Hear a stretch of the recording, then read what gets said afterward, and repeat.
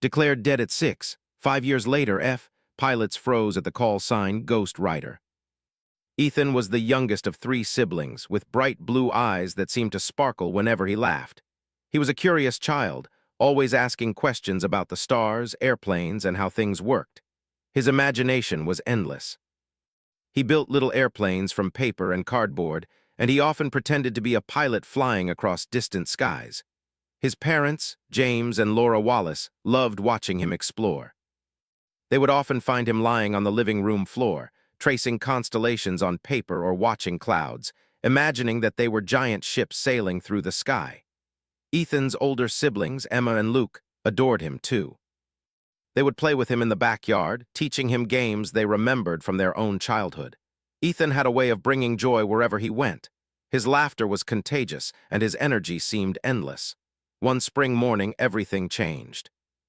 Ethan had woken up feeling a little tired, but no one thought it was anything serious. He ate breakfast with his usual cheer, chatting about a new plane he had seen in a book. Then, suddenly, without warning, he collapsed in the kitchen. His parents rushed to him, panic flooding their hearts. James tried to lift him, but Ethan's small body went limp. Laura screamed for help while calling 911. The paramedics arrived quickly, but despite their best efforts, they could not revive him. The doctors at Willow Creek General Hospital were baffled. They ran every test they could, but nothing explained why a healthy 6-year-old had collapsed so suddenly. The official cause of death was listed as undetermined, and the Wallace family was left in a fog of grief. Friends and neighbors came by the house, offering their condolences, bringing casseroles and sharing stories of the bright little boy who had touched their lives. The town mourned Ethan as if they had lost a member of their own family. The funeral was a quiet, somber event. Ethan's small casket was covered in blue and white flowers, his favorite colors. His parents held each other tightly, their hearts breaking in a way that words could not describe. Emma and Luke stood nearby, tears streaming down their faces, struggling to understand how their little brother could be gone. Even the town's mayor came to pay respects, speaking about Ethan's curious mind and kind heart. For the Wallace family, life after Ethan's death became a series of quiet, painful days. James stopped going to work for a while, unable to focus.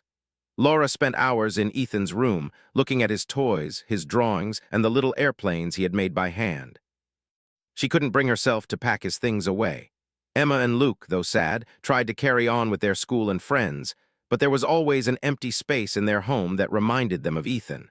The town of Willow Creek also felt the loss deeply. At school, teachers spoke of Ethan's curiosity and bright spirit. His classmates remembered how he would always ask questions that no one had thought about before. At the local library, a small section was dedicated to children's books in his memory. The news even carried a short piece about the tragedy, though as the days turned into weeks and months, people slowly returned to their routines. Life went on, but for the Wallace family, it never felt the same again. One of the most difficult things for James and Laura was the unanswered questions. How could a healthy child just collapse and die? Was there something in his body they had missed? The doctors were honest. They didn't have answers. This lack of explanation left a constant ache in their hearts, a feeling of helplessness that never went away. Laura often found herself sitting in Ethan's room at night, staring at his small bed, whispering his name, hoping somehow he could hear her. James, who was usually strong and composed, would find himself breaking down in the garage, away from the eyes of neighbors and friends. Even the siblings, Emma and Luke, struggled with understanding death. At 6 and 8, they didn't fully grasp what it meant for someone to be gone forever. They would sometimes call out for Ethan in the middle of the night, expecting him to answer, only to be met with silence. Their parents tried to comfort them, explaining as best they could that Ethan was gone, but that didn't make the emptiness in their hearts any smaller. The house felt colder, quieter, and strangely still without the little boy's laughter echoing through the halls. Despite the pain, life demanded that the family move forward. Holidays were hard, birthdays brought tears instead of celebration. Every corner of the house reminded them of Ethan. His drawings, his toys, his tiny clothes, all of it seemed to hold his spirit, yet it also reminded them of what they had lost. Friends and family would visit, but even in their presence, the Wallace family felt a quiet sorrow that words could not lift. Months passed, and James and Laura tried to find some sense of peace. They joined a support group for parents who had lost children, meeting others who understood the unique pain of losing a child too soon. They shared stories of Ethan, holding onto memories that made them smile even through tears. They realized that while they could not bring him back, they could honor his memory and keep his spirit alive in their hearts. One thing that amazed everyone about Ethan was how his short life had left such a lasting impact. Teachers, friends, and neighbors often spoke of him, recalling his curious questions, his infectious laughter, and his boundless energy. Even in death, he had touched lives in ways that few could imagine. People would mention him months and years later, always ending with a soft smile or a shake of the head at how remarkable he had been. Then, one quiet evening, something strange happened that no one could have anticipated. Laura was going through Ethan's old drawings when she noticed one she had never seen before. It was a sketch of a small airplane, but unlike his previous drawings, this one had markings she didn't recognize, strange symbols along the wings, almost like a secret code. She showed it to James, who felt a chill run down his spine. "I don't remember him drawing this," he whispered. "It's different." They tucked the drawing away, unsure of what it meant, but a sense of unease settled over the family. The town of Willow Creek continued its quiet life, yet a subtle change seemed to ripple through the Wallace family. Friends noticed that Laura often spoke to herself, as if Ethan were still there. James took long walks alone, staring at the skies, wondering if his son had somehow gone somewhere else. Emma and Luke, though young, felt a strange connection to the unknown, often asking questions about where Ethan had gone. Their grief was still raw, but it was mingled with an unexplainable curiosity about the world beyond what they could see. Even in their sorrow, the Wallaces never stopped loving Ethan. They celebrated his birthdays quietly, telling stories of his adventures, of the laughter he had brought into their lives, and the little things that made him special. They planted a small garden in his memory, full of bright flowers and a tiny wooden airplane Ethan had loved. This garden became a place of reflection and solace for the family, a reminder that even though he was gone, his presence could still be felt in the beauty around them. As the seasons changed, the family slowly learned to live with the emptiness. They laughed again, though more cautiously, cried when memories hit too hard, and held each other tightly through the nights. The world outside moved on, but in their hearts, Ethan remained, a shining light, a mystery, and a beloved child whose short life had left a lasting mark on everyone he had touched. And so, life continued in Willow Creek, shadowed by loss but illuminated by memory. Ethan Wallace had been declared dead at 6, yet in the hearts of those who loved him, he was very much alive. His story, though filled with tragedy, was only the beginning of a journey that no one could have predicted, a journey that would one day reach beyond the limits of imagination, into the skies and beyond. 5 years had passed since the Wallace family had said goodbye to Ethan. The pain of his loss had settled into a quiet ache that never quite disappeared. James and Laura had learned to manage their grief, carrying on with their lives while keeping Ethan's memory alive. Emma and Luke had grown older, starting new chapters in school and friendships, yet they still spoke of their little brother often, as if he had never really left. It was early spring when the impossible happened. One ordinary afternoon, the Wallace family was sitting in their living room, doing what they usually did on weekends. James reading the newspaper, Laura knitting, Emma and Luke working on homework. The house was filled with the gentle hum of life, the quiet that had become normal over the years. Suddenly, the sound of the front door opening startled them. At first, they thought it might be a neighbor or a delivery. But when they turned to look, the sight froze them in disbelief. There, standing on the porch, was a boy about 11 years old, with bright blue eyes that seemed strangely familiar. His hair was a little longer than they remembered, his clothes slightly worn, but it was undeniably him. Ethan, alive. Laura dropped her knitting, rushing to the door. "Ethan," she whispered, her voice trembling. "Is it really you?" Ethan stepped forward slowly, as if he were just waking from a long dream. "Mom, Dad." His voice was soft, but there was a certainty in it, a calmness that startled them. I'm here." James felt his knees weaken. He opened his arms, holding Ethan tightly, unable to speak. Laura joined them, tears streaming down her face. For a long time, the three of them just held each other, overwhelmed by the impossible. Emma and Luke watched from the doorway, unsure whether to cry or run to their brother. Finally, after a few moments, they both ran forward, hugging him tightly. Questions poured out at once. "Where have you been?" Emma asked. "How is this possible?" Luke added, but Ethan shook his head slowly. "I don't know, I don't remember." His voice was calm, but there was a distant sadness in his eyes. "It's all blank." The medical community was baffled. Doctors examined Ethan repeatedly, running every test imaginable. They were unable to explain his sudden disappearance or the fact that he had been declared dead for 5 years. Theories ranged from rare medical conditions to extraordinary coincidences, but none could account for what had happened. The Wallaces were relieved to have him back, yet they were haunted by the gaps in his memory. Ethan's return caused a ripple through the small town of Willow Creek. Friends, neighbors, and even the mayor came to see him, marveling at the miracle that had occurred. Children stared in awe at the boy who had vanished, now standing before them older and taller than they remembered. Teachers and classmates welcomed him back warmly, though some had moved away or forgotten over time. Newspapers and local news stations reported on his return, calling it the miracle of Willow Creek. Despite the excitement around him, Ethan seemed different. He was quiet, thoughtful, and often lost in his own world. He would sit for hours staring at the sky or walking around the neighborhood as if seeing everything for the first time. His parents noticed that he had changed in subtle ways. He knew things about planes, technology, and the stars that no one had taught him.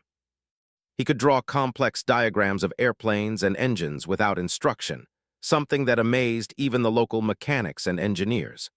Laura often sat with him in the evenings, trying to help him remember anything from the missing years. "Do you remember anything about where you were?" she would ask gently. Ethan would shake his head, frustration flashing across his face. "It's like trying to catch smoke," he said once. "I can feel there's something I should know, but it's gone." As Ethan adjusted to life back in Willow Creek, he began attending school again. At first, other children were cautious around him, unsure whether to trust the boy who had been gone for so long. But Ethan's curiosity and kindness quickly won them over. He was eager to learn, asking questions that puzzled even the teachers. He could solve math problems faster than most students twice his age and spoke of concepts that seemed far beyond his years. James and Laura worried about what all this meant. How had Ethan gained such knowledge without anyone teaching him? Was it a gift? Or something more? They kept these concerns mostly to themselves, focusing on helping him settle back into normal life.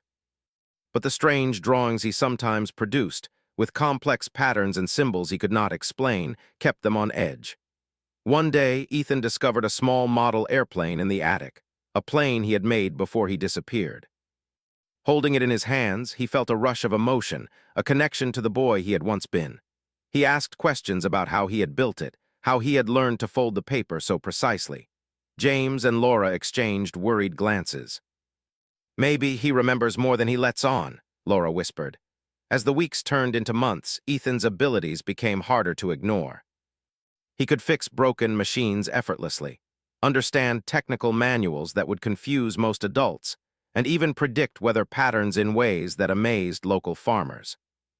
People began whispering that he was no ordinary child, that something extraordinary had happened during his missing years. Yet Ethan himself struggled to understand who he had become. Though his body had grown and his mind had gained remarkable skills, he felt incomplete. He often asked questions about the world, about his own identity, and about why he had disappeared. Some nights, he would lie awake in his room, staring at the ceiling, feeling an emptiness that no knowledge or skill could fill. The Wallace family tried to maintain normalcy. They encouraged Ethan to play with Emma and Luke, to enjoy childhood as much as possible. They signed him up for sports and music lessons, hoping to give him experiences he had missed. But Ethan often showed little interest in ordinary games. He preferred reading about airplanes, studying the skies, and building models with intricate detail. It was as if a part of him had skipped childhood entirely, thrust into a world far beyond his age. One afternoon, Ethan wandered into the woods behind their house, carrying a small notebook filled with drawings and notes. He sat beneath an old oak tree, tracing symbols on the pages and muttering to himself about flight paths and mechanics. It was clear to him that his return was not ordinary, that something had happened during those missing years that had changed him. But he had no memory of it, only fragments of feelings and knowledge that were impossible to place. Meanwhile, the community watched with curiosity and awe. Some people admired Ethan, fascinated by his intelligence and unique abilities. Others were wary, sensing that something about his story defied logic and reason. Scientists, journalists, and even government officials became interested in him, seeking to understand how a child could vanish for 5 years and return with such unusual knowledge and skills. Despite all the attention, Ethan remained humble and grounded. He still enjoyed small joys, reading books, helping his siblings with homework, watching the sunset. But he also felt a growing pull toward the skies, toward something he could not yet name. He would spend hours outside, watching airplanes fly overhead, sketching them, and imagining himself in the cockpit. There was a restlessness in him, a sense that his life's true path lay somewhere beyond the ordinary. At night, the Wallace family would sit together, talking about memories of the past, about the boy Ethan had been, and about the mysteries of the missing years. Ethan sometimes asked about events he couldn't remember, listening intently to the stories, trying to piece together a life that had happened without him. His family shared every detail they could, hoping to fill the void in his memory, though they knew it could never be complete. Then, one evening, a letter arrived in the mail. It was from a distant cousin, someone Ethan had never met. The letter contained a photograph of a plane, a model similar to ones Ethan had always drawn, and a note. "We know the truth about where you've been. You are destined for more than this small town. Be ready." Ethan held the letter in his hands, his heart pounding. For the first time, he felt a spark of understanding that his life was far bigger than Willow Creek, that the missing years were part of a journey yet to unfold. The Wallace family watched as Ethan grew stronger, wiser, and more determined each day. They knew that while his return was miraculous, it was only the beginning. Something extraordinary had happened, something that would shape his future in ways no one could predict. And Ethan, once a child lost to the world, was beginning to discover the path that had been waiting for him all along, a path that would take him far beyond the small town, into a life of adventure, knowledge, and perhaps danger. And so Ethan Wallace, the boy who had vanished at 6, began to step into a life that was more extraordinary than anyone could have imagined. Though he remembered nothing of the 5 years he had lost, his mind and spirit carried the mark of something remarkable. The world he had returned to was both familiar and strange, and he was determined to uncover the truth piece by piece, step by step. His journey had only just begun. By the time Ethan Wallace turned 16, it was clear to everyone that his life was no longer ordinary. The boy who had disappeared at 6 and returned 5 years later now carried a presence that was impossible to ignore. He had grown taller, stronger, and more focused, with a mind that absorbed knowledge at an astonishing pace. While other teenagers were concerned with games and social media, Ethan's mind was captivated by airplanes, flight mechanics, and the mysteries of the skies. His parents, James and Laura, watched with a mixture of pride and unease. They had hoped that Ethan would lead a normal life, but it was becoming clear that normalcy was not in his future. The boy who had vanished was no longer just Ethan. He had become something extraordinary, a puzzle that no one could fully solve. Teachers and mentors continued to marvel at his abilities, noting how he could understand advanced physics and engineering concepts far beyond his age. It was during a school field trip to a nearby airbase that Ethan's path began to take shape. The students were allowed to tour the control tower, see the hangars, and watch pilots prepare their jets for training missions. Ethan's eyes lit up when he saw the F-22 Raptor fighters, sleek and powerful, glinting in the sun. He studied every detail, asking questions about aerodynamics, engine thrust, and flight patterns. A pilot noticed his intense curiosity and approached him. "You really know your stuff, kid," the pilot said, smiling. "Ever thought about becoming a pilot?" Ethan's eyes widened. "More than anything," he replied, his voice steady but filled with passion. "I want to fly them. I want to understand them completely." The pilot, impressed, suggested a summer program for young cadets. James and Laura were hesitant at first, but they recognized that this was not just a hobby for Ethan. It was a calling. They agreed, and soon Ethan was enrolled, beginning training that would challenge both his mind and body. The program was intense. Ethan quickly stood out among the other cadets. He had an uncanny ability to learn maneuvers, memorize complex flight protocols, and anticipate situations in simulations. His instructors were astounded. Some whispered that they had never seen someone adapt to advanced flight techniques so quickly, especially at such a young age. Ethan himself was relentless. Every night he studied flight manuals, watched videos of real missions, and practiced simulations until his fingers ached and his eyes were tired.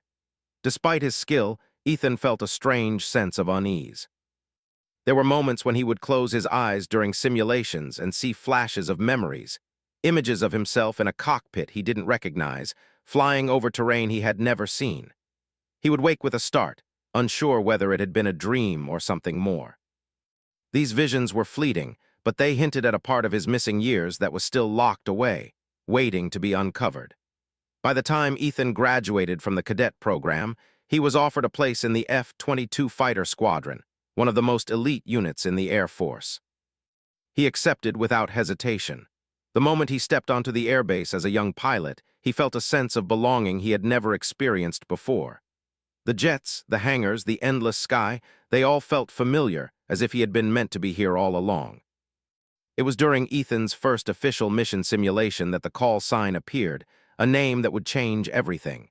As he prepared for the exercise, the screen lit up with the words, "Ghost Rider." The other pilots froze. It was unusual for a new recruit's call sign to appear automatically, and the name itself seemed to carry weight beyond the ordinary.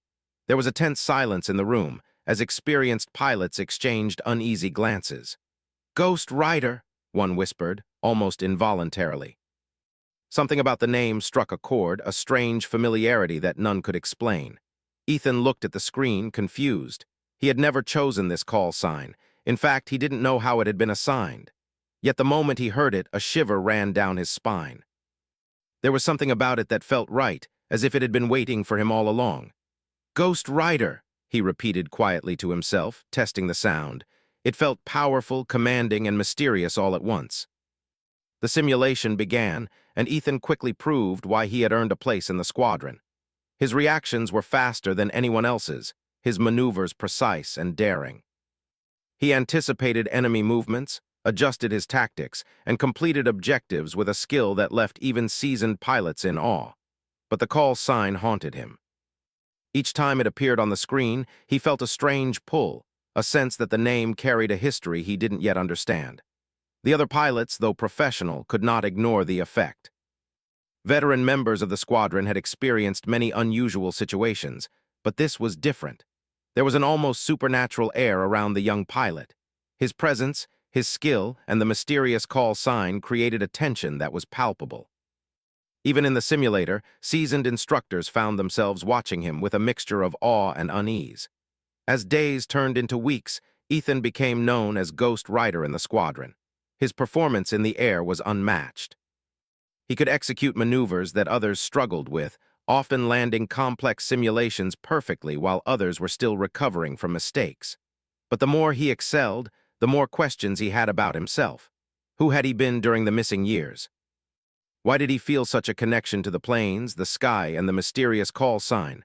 Outside the cockpit, Ethan remained humble and approachable.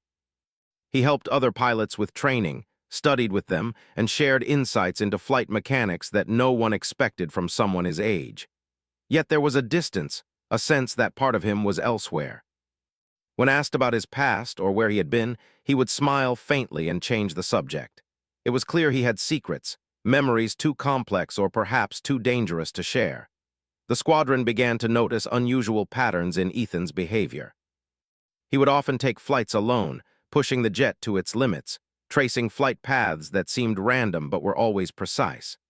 Occasionally, he would stop mid-mission, staring at the horizon as if listening to a voice only he could hear. His instructors were curious, but no one dared question him directly. Ghost Rider, as they now called him, was too talented, too unpredictable, and somehow untouchable in the air. Meanwhile, Ethan's family observed him from afar, worried yet proud. They could see the boy they loved thriving in a world they barely understood. The Air Force had given him purpose, discipline, and direction, but it had also exposed him to new challenges, responsibilities, and dangers.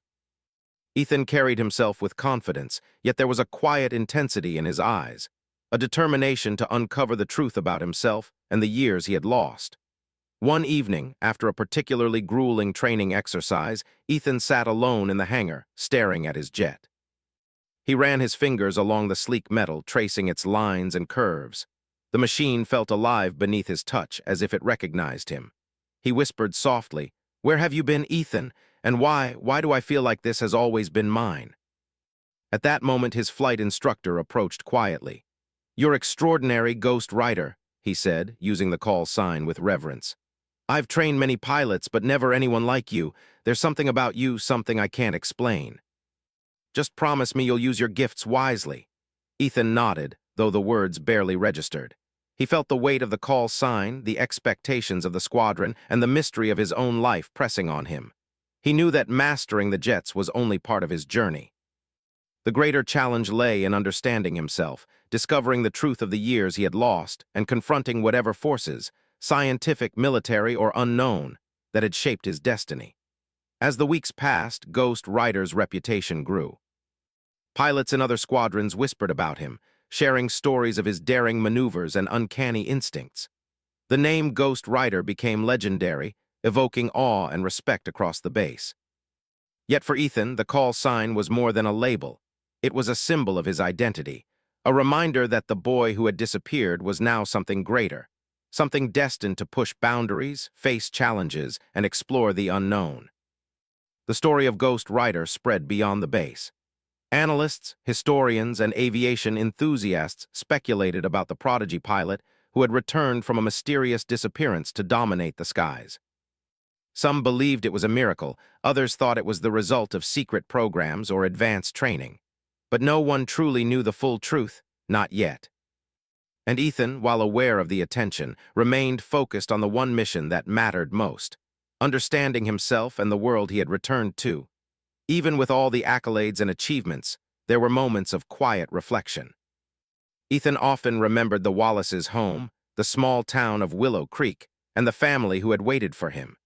He thought of his siblings, of the teachers who had encouraged him, and of the people who had loved him unconditionally. These memories grounded him, reminding him that no matter how extraordinary his journey had become, he was still a boy with a family, a past, and a future to explore. And so, Ghost Rider continued to soar.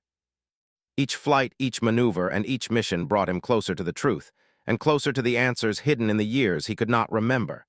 The name that had startled his fellow pilots now became a beacon, a symbol of courage, skill, and mystery.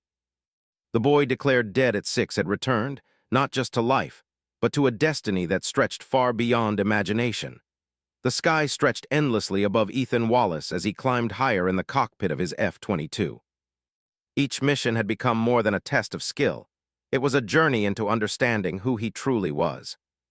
Ghost Rider, the call sign that had first startled his squadron, had become part of his identity, a symbol of the boy who had disappeared and returned with a mind and spirit that defied explanation. Despite his extraordinary abilities, Ethan felt a restlessness that could not be ignored. The gaps in his memory haunted him. The missing 5 years were a puzzle he had yet to solve. He had glimpses, flashes of images and sensations, but no clear understanding of where he had been or what he had experienced. His instincts in the air, his knowledge of mechanics and flight, seemed to come from somewhere beyond ordinary learning. Yet no one, not even the most advanced technology or military intelligence, could provide answers. One evening, after a particularly demanding training exercise, Ethan returned to the base, his mind racing. The squadron respected him, but they also noticed his quiet moments of reflection. Ghost Rider was brilliant, fearless, and precise, yet there were times when he seemed distant, staring into the horizon as if seeking something just beyond reach. His flight instructor approached him in the hangar. "You're pushing yourself harder than anyone I've seen," the instructor said carefully. "But you're searching for something, aren't you?" Ethan nodded slowly, his hands resting on the sleek metal of his jet. "I need to know why me, what happened during those missing years, why I came back the way I did." The instructor studied him for a moment. "Some things can't be explained yet," he said, "but your skills, your instincts, they're real. And you have the power to shape the path ahead. Just remember, understanding the past is important, but controlling the future is what matters." Ethan took the words to heart. He spent the next weeks digging into any information he could find. He revisited old documents from his family, explored archives in the local library, and even spoke cautiously with military officials who had taken an interest in his case.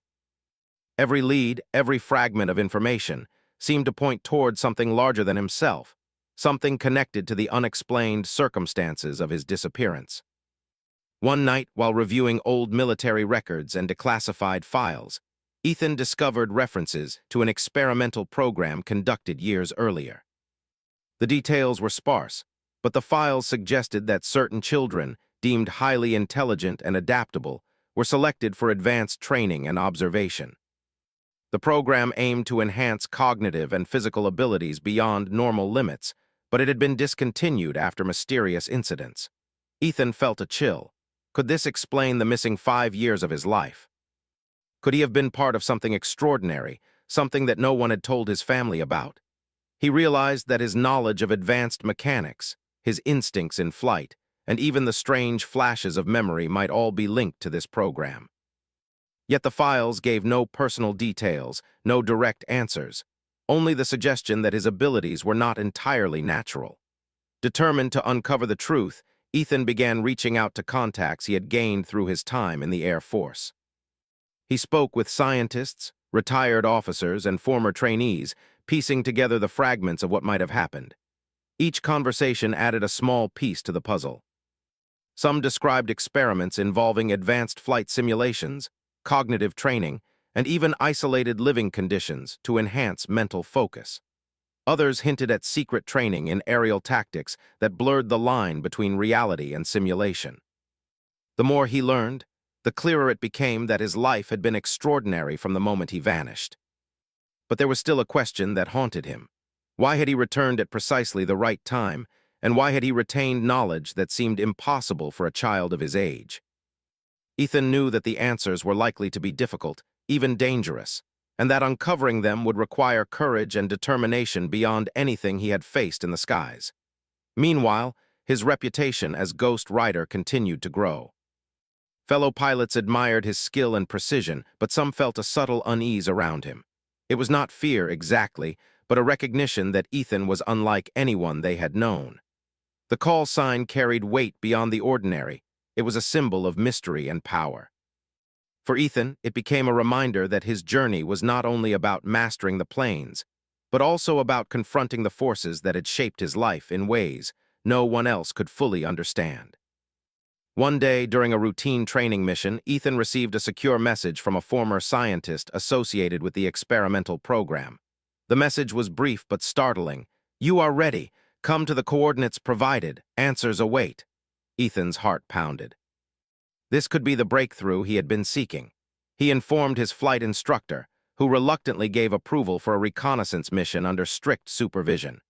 As Ethan soared above the clouds toward the designated location, memories began to surface in fragments.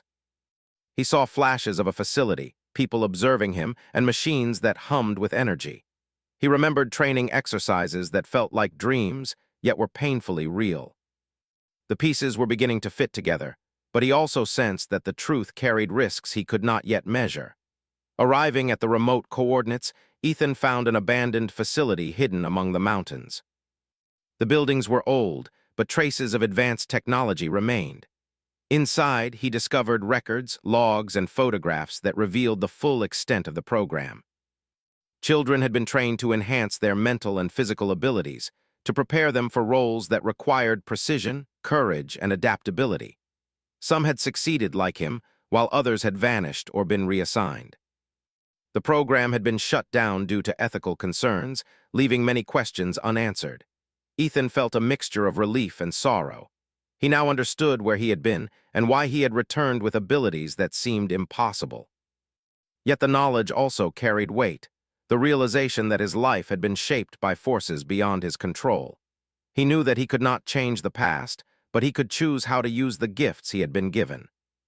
Returning to the Air Force Base, Ethan shared selected details with his flight instructor and commanding officers, careful to protect sensitive information while ensuring they understood the extraordinary circumstances of his abilities. They were stunned but supportive, recognizing that Ghost Rider was not only a remarkable pilot, but also a living testament to resilience and courage. With the truth partially revealed, Ethan felt a renewed sense of purpose. He continued to excel in the skies, but now his missions carried deeper meaning. Each flight became an opportunity to test his skills, refine his instincts, and honor the boy he had once been, the child who had vanished and returned, untouched by fear, but forever changed by experience. The squadron, once wary of Ghost Rider, now fully embraced his presence. Pilots trained with him, learned from him, and respected his judgment. Ethan remained humble, aware that his abilities were extraordinary, but also understanding the responsibility that came with them. He had the power to inspire, to lead, and to explore the boundaries of human potential. Ethan also made time for his family, recognizing that Willow Creek and the Wallaces had grounded him, even as the skies had transformed him. He shared stories, played games, and spent quiet evenings with his siblings, ensuring that the boy he had been remained connected to the young man he had become. The balance between extraordinary skills and ordinary life became his guiding principle. In the months and years that followed, Ghost Rider became a legend. Stories of his skill, courage, and mysterious past spread beyond the Air Force, inspiring young pilots and curious minds alike. Yet for Ethan, the real victory was personal.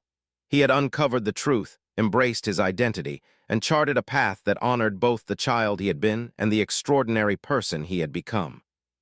Ultimately, the story of Ethan Wallace, Ghost Rider, serves as a reminder that life can be both unpredictable and miraculous. A boy declared dead at 6 returned 5 years later, changed, gifted, and ready to face a world that had moved on without him. His journey was one of mystery, courage, and discovery, a journey that continues with every flight, every challenge, and every moment he looks to the skies. Ethan understood more than anyone that the past cannot always be controlled, but the future is a canvas waiting for action. With Ghost Rider as his symbol, he embraced the skies, the unknown, and the adventure that awaited. The boy who had vanished was gone, but the pilot, the thinker, and the dreamer had returned, alive, extraordinary, and unstoppable. And as he soared above the clouds, Ethan felt the freedom he had always longed for, knowing that whatever mysteries remained, he was ready to face them. The call sign Ghost Rider was no longer just a name. It was a promise, a legacy, and a reminder that the impossible could become reality with courage, skill, and heart.